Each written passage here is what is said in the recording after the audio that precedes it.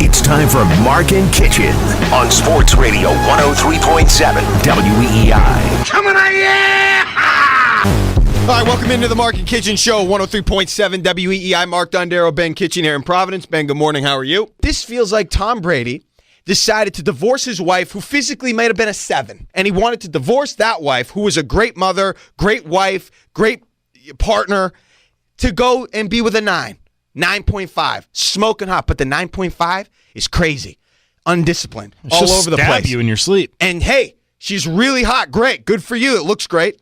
But when you get down to it, actually day-to-day life, a lot of penalties, a lot of undisciplined play, a lot of questionable coaching decisions and offensive comments. Line play. The 7 might not be quite as hot, but you knew what you were going to get. A stable situation, good mother, good wife, great partner, smart, disciplined.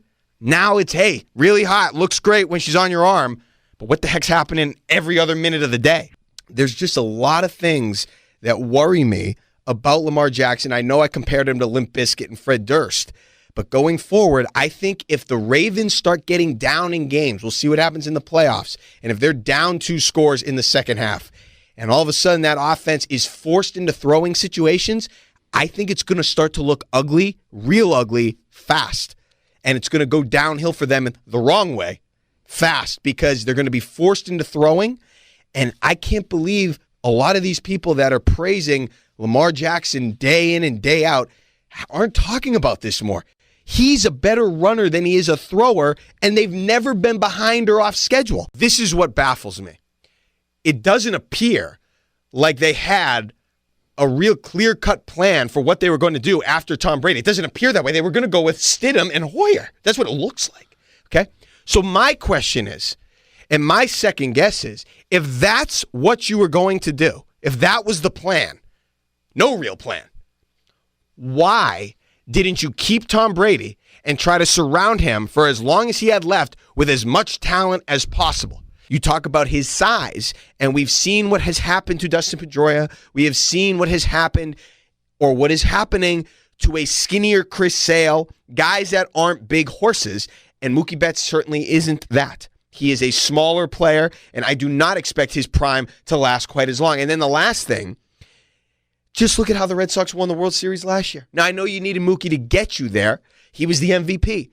But they won the World Series because of Steve Pearce, because of a flash in the pan, and Mookie really didn't do anything until garbage time in the series. Mm-hmm. So when you factor all those things together, and again, the money he would command, no, I'm not in favor of the Red Sox re-signing him when his deal is up. That's an NBA thing, where the nightlife and the what's going on, the entertainment value of the city matters. In the NBA, that matters, and Boston is not that. It is not some hotbed for primetime entertainment and nightlife. Mm-hmm. It is families. It is the Cape. It's things like that, and it just doesn't bode well for. It's not the playground of Los Angeles or New York if you're a young guy in your 20s, single, playing ball. It's just not. It's not as attractive, and that hurts somebody like Danny Ainge. So he has done what he has been able to do to acquire talent when it's been available, Kyrie Irving. Not the perfect. This is why I'm not getting on him for not interviewing him. I don't think you can be that fussy. You interview an elite talent, and you say, oh, he's not as, I don't like his mental makeup quite as much as this other guy. Well, that other guy's probably not going to be available. If you had to go on a date, who are you taking, though? Are you taking Jennifer Aniston, Courtney Cox, Lisa Kudrow? Courtney Cox. Okay. Definitely not Lisa Kudrow, for crying out loud. Not even close. But no. She's funny. She's weird. She's funny. I don't want to date that. I want her to be my friend's girlfriend's roommate. You said you were friends with Tom Brady. Can you tell us maybe a favorite memory you have with Tom Brady? I don't know if you've golfed with him, gone out, partied with him. What memories do you have of Tom Brady and your relationship that you can share?